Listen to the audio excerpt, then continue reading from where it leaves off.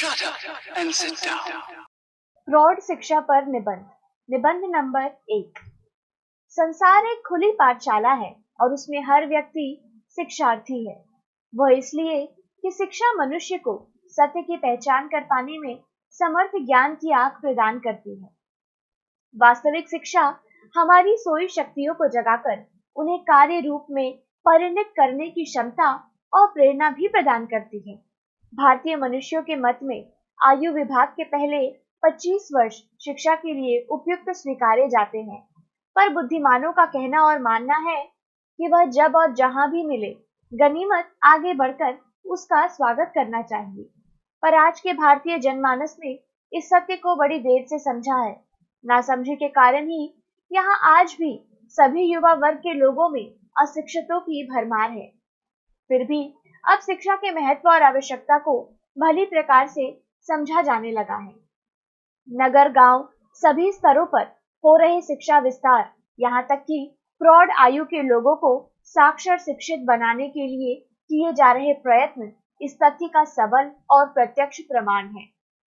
प्रौढ़ पकी हुई आयु वाले 35-40 से ऊपर की आयु वाले व्यक्ति को कहा जाता है, पर हम यहाँ उन सभी व्यक्तियों को प्रौढ़ कह सकते हैं जिन्होंने शिक्षा की आयु 25 वर्षों तक इसकी उपेक्षा की, किंतु अब इसका महत्व समझकर पाश्चाताप से भरकर शिक्षा पाने की प्रवृत्त होने लगे हैं। कहा जा सकता है कि बूढ़े तोते आज की परिस्थितियों में शिक्षा की आवश्यकता और महत्व समझकर पढ़ने लगे हैं। इनके लिए की गई शिक्षा की विशेष प्रकार की व्यवस्था ही प्रौढ़ शिक्षा कही जाती है। प्रौढ़ शिक्षा का वास्तविक उद्देश्य साक्षरता का प्रचार प्रसार कर उन लोगों को भी समय की रफ्तार के साथ जोड़ने का प्रयत्न करना है जो किसी कारणवश निरक्षर और अशिक्षित रहकर पिछड़ गए हैं। आज के प्रगतिशील युग में कोई भी व्यक्ति अशिक्षित रहकर समय के साथ चल पाने में एकदम भी सफल नहीं हो सकता। व्यक्ति गांव या शहर जहां कहीं भी रहता है, वह पूरे देश, समाज और अंतर्राष्ट्रीय स्तर पर अन्य सभी के साथ शिक्षा के बल पर ही जुड़ सकता है। देश विदेश में जो तरह तरह की प्रगतियां हो रही है, सभी की उन्नति और विकास की योजनाएं चल रही हैं, साधन और उपकरण सामने आ रहे हैं। अशिक्षित व्यक्ति या तो उनसे अपरिचित रहकर लाभ नहीं उठा पाता या दूसरे के चंगुल में फंसकर ठगा जाता है। स्वयं को शिक्षित बनाकर ही उस ठगी से बचा और जीवन ठीक से चल सकता है। इन्हीं संदर्भों में शिक्षा का वास्तविक महत्व अब देखा जा सकता है और देखा भी जाने लगा है। प्रौढ़ शिक्षा इसलिए भी जरूरी है कि अभी तक के अनपढ़ और पिछड़े लोग उसकी आवश्यकता और महत्व समझ कम से कम अपने बच्चों तथा अगली पीढ़ियों का मार्ग प्रशस्त कर सके। कोई व्यक्ति किसान है, मजदूर है, बढ़ई लोहार या और जो कुछ भी है, शिक्षा पाकर वह अपनी योग्यता बढ़ा अपने धंधों को उन्नत बना सकता है। समय के साथ उसके जीवन के प्रत्येक पल का सदुपयोग हो सकता है। पढ़ने लिखने से जो जानकारियां प्राप्त होती है, उनसे जीवन को उन्नत बनाया जा सकता है। जमाने के साथ कदम से कदम मिलाकर चला जा सकता है। प्रौढ़ों को शिक्षा पाने के लिए ना तो दूर जाना पड़ता है और ना समय का ही प्रश्न होता है। उनके आसपास और ऐसे समय में ऐसी शिक्षा की व्यवस्था की जाती है कि अपने सभी प्रकार के दैनिक कार्यों से फुर्सत पाकर वे थोड़ी लगन और परिश्रम से पढ़ लिख सकते हैं। उनके लिए प्रायः पुस्तक आदि के साधन भी मुफ्त में जुटाए जाते हैं। प्रौढ़ स्त्रियों के लिए भी दोपहर के फुर्सत के समय में शिक्षा की व्यवस्था की गई है। परिवार की नारियों का शिक्षित होना पुरुषों से भी अधिक उपयोगी और महत्वपूर्ण माना जाता है। वह इसलिए कि घर परिवार के बच्चों पर उन्हीं का प्रभाव अधिक पड़ता है। स्वयं शिक्षित होकर वे बच्चों को भी पढ़ने लिखने के लिए सरलता से प्रोत्साहित कर सकती है। आज सरकार ने नगरों, कस्बों, गांव आदि में सभी जगह प्रौढ़ शिक्षा केंद्र स्थापित कर रखे हैं। सभी जगह के प्रौढ़ जन इनका भरपूर लाभ भी उठा रहे हैं। इस प्रयास द्वारा हम लोग निश्चित ही घर घर में शिक्षा का प्रकाश पहुंचाने फैलाने में सफल हो सकते हैं। जाने अनजाने या कारणवश जो लोग शिक्षा नहीं पा सके, उन सभी लोगों को इस व्यवस्था का लाभ उठाना चाहिए। जहां इस प्रकार की व्यवस्था नहीं भी हो पाई, वहां के लोग सामूहिक स्तर पर जिला प्रौढ़ शिक्षा अधिकारी को प्रार्थना पत्र देकर सरलता से इसकी व्यवस्था करवा सकते हैं। शिक्षा का मूल्य और महत्व किसी से भी छिपा नहीं है। जो नहीं समझते थे, वे भी आज समझने लगे हैं। प्रौढ़ समुदाय का अपने घर परिवार, मोहल्ला, गांव और प्रदेश के साथ साथ पूरे देश के भविष्य के हित में यह कर्तव्य हो जाता है कि वे इस व्यवस्था का पूरा लाभ उठाए ताकि भारत सुशिक्षित होकर उन्नत होने का उचित गर्व कर सके। भावी पीढ़ियां प्रौढ़ों का अनुकरण कर सब प्रकार की समृद्धियां कर सके। केरल प्रांत ने इस दिशा में आज सारे देश के सामने आदर्श रखा है। काश शिक्षा प्रसार की दृष्टि से सारा भारत केरल बन पाता। प्रौढ़ शिक्षा पर निबंध नंबर 2। प्रस्तावना। मानव जीवन में शिक्षा बहुत महत्वपूर्ण और आवश्यक है। अशिक्षित व्यक्ति जीवन के परम लक्ष्य की प्राप्ति करने में सदैव असफल होते हैं। शिक्षा द्वारा व्यक्ति अपनी सभ्यता एवं संस्कार को समझकर उसे सुरक्षित एवं विकसित करने में समर्थ हो सकते हैं। शिक्षा जीवन में सफलता की कुंजी है, जो जीवन के सामाजिक, राजनीतिक, आर्थिक एवं धार्मिक आदि सभी क्षेत्रों में अपनी महत्वपूर्ण भूमिका निभाती है। प्रौढ़ शिक्षा की आवश्यकता। परतंत्र भारत में शिक्षा का अधिक प्रसार न होने के कारण अधिकतर भारतवासी अशिक्षित थे। केवल वे ही व्यक्ति शिक्षित थे जिन्हें सारी सुविधाएं प्राप्त थी। ज्यादातर प्रौढ़ व्यक्ति अशिक्षित रहकर किसी न किसी तरह अपना जीवन व्यतीत करते थे। पराधीन भारत में शिक्षा के कम होने का महत्वपूर्ण कारण यह था कि विदेशी सत्ता भारतीयों को शिक्षित करने के पक्ष में नहीं थी। केवल उन व्यक्ति को ही शिक्षित किया जाता था जो ब्रिटिश शासन की गुलामी करते थे और उनमें आस्था व विश्वास रखते थे। प्रौढ़ शिक्षा के लिए विचार। परंतु जब भारत अंग्रेजों की हुकूमत से स्वतंत्र हुआ तो हमारे नेताओं ने सर्वप्रथम शिक्षा की ओर विशेष ध्यान दिया और सन 1948 ईस्वी में राधाकृष्ण आयोग का गठन किया गया था, जिसने उच्च शिक्षा के लिए महत्वपूर्ण सुझाव दिए। राष्ट्रपिता महात्मा गांधी ने भी शिक्षा की ओर विशेष ध्यान दिया। उनका मत था कि यदि भारत का प्रत्येक शिक्षित व्यक्ति एक अनपढ़ को साक्षर बनाने का निश्चय कर ले तो भारत से निरक्षरता बहुत जल्दी समाप्त हो जाएगी। आज सरकारी तथा गैर सरकारी स्तर पर अनेक प्रौढ़ शिक्षा के महत्वपूर्ण कार्य कर रहे हैं। इनमें भारतीय प्रौढ़ शिक्षा संघ दिल्ली, विद्या मंदिर उदयपुर, साक्षरता निकेतन लखनऊ तथा लिटरेसी हाउस हैदराबाद के नाम प्रमुख है। इसके अतिरिक्त भारत के अन्य शहरों में भी प्रौढ़ शिक्षा के कार्यक्रम चलाए जा रहे हैं। प्रौढ़ शिक्षा का अर्थ।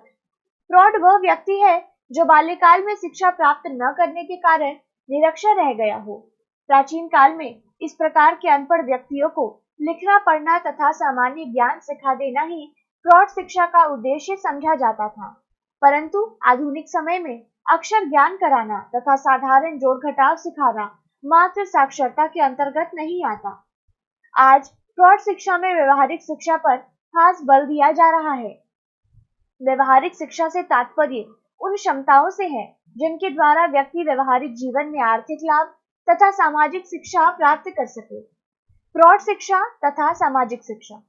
प्रौढ़ शिक्षा हमारे लिए तभी उपयोगी सिद्ध होगी जब यह सामाजिक विकास की प्रक्रिया पर आधारित हो। प्रौढ़ व्यक्ति बालक बालिकाओं से भिन्न होते हैं। इनकी शिक्षण पद्धति में भी बालकों के शिक्षण पद्धति से भिन्नता रहती है। पाठ्य सामग्री। प्रौढ़ पाठ्य सामग्री दो प्रकार की होती है।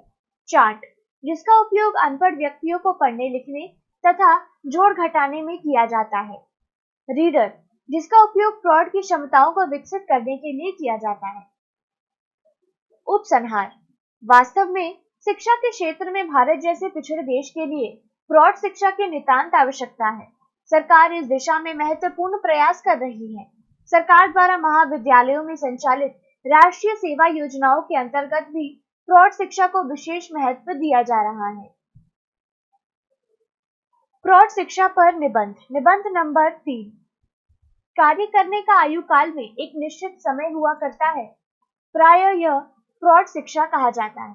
साथ में यह भी कहा जाता रहा है कि बूढ़े क्या पढ़ेंगे अथवा नहीं पढ़े तो ठीक है। हर समय हर कार्य नहीं हो पाया करता, करना उचित भी नहीं माना जाता। कभी ऐसा कहना भी उचित रहा होगा कि बूढ़े तोते नहीं पढ़ा करते या नहीं पढ़ सकते, पर आज के वैज्ञानिक युग में अंधे बहरों के लिए, गूंगों के लिए पढ़ लिख पाना संभव बना दिया है। तो फिर बूढ़े तोते यानी कि बड़ी एवं प्रौढ़ आयु के लोग ना पढ़ सके, यह कोई बात तो ना हुई। फिर यह भी ठीक है कि हर काम के लिए आयु का समय निश्चित होता है, पर यह भी ठीक है कि पढ़ना लिखना सीखने और ज्ञान पाने की कोई आयु कोई समय नहीं हुआ करता। जब भी पढ़ना लिखना, कुछ सीखना या ज्ञान अर्जित करना शुरू कर दिया जाए, वही उचित समय और आयु है।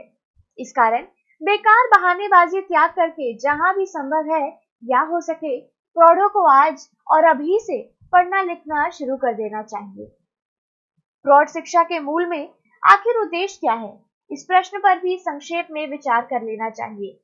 पढ़ा लिखा व्यक्ति ही ठीक प्रकार से अपना तथा अपने घर परिवार का भला बुरा सोच और देख समझ सकता है।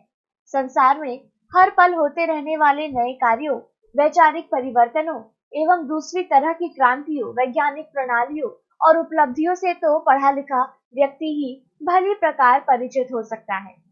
परिचित होकर लाभ भी केवल वही उठा सकता है। किस बात से, कैसे और क्या व्यक्तिगत, सामूहिक एवं राष्ट्रीय मानवीय स्तर पर लाभ उठाया जा सकता है, शिक्षित व्यक्ति ही जान सकता है। आजकल जीवन के प्रत्येक क्षेत्र में अपने लाभ के लिए कई बार कई प्रकार के फॉर्म, पत्र व्यवहार करना पड़ता है।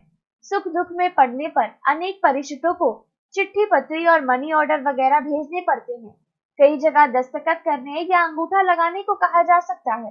पढ़ा लिखा व्यक्ति यह सब आसानी से कर सकेगा, जान भी सकेगा कि कहाँ क्या कर रहा है, क्या लिखा है और ठीक कर रहा है कि नहीं।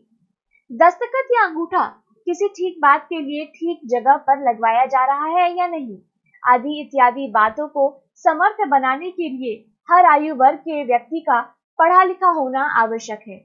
जो आयु के विशेष समय में किसी कारण पढ़ लिख नहीं सके, आज प्रौढ़ शिक्षा की योजना उन्हीं को शिक्षित बनाने के लिए है।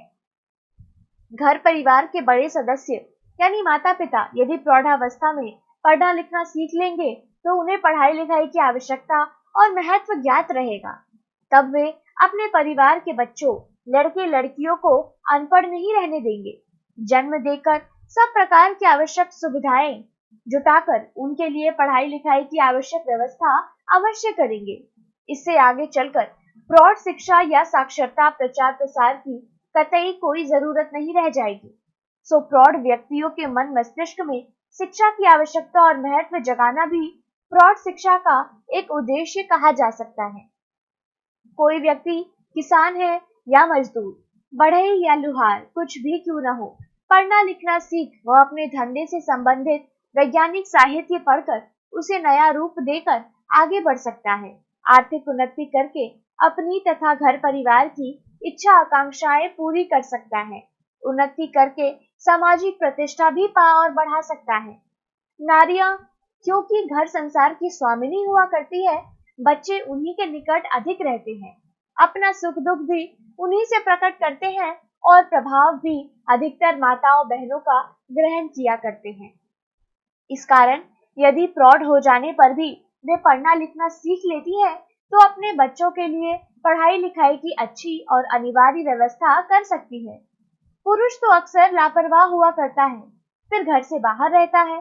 सो अपने घर संसार को सुखी एवं उन्नत बनाने के लिए पहले ना पढ़ लिख पाने और प्रौढ़ हो चुकी नारियों को भी इसका लाभ उठाकर अपना तथा घर परिवार का भला करना चाहिए।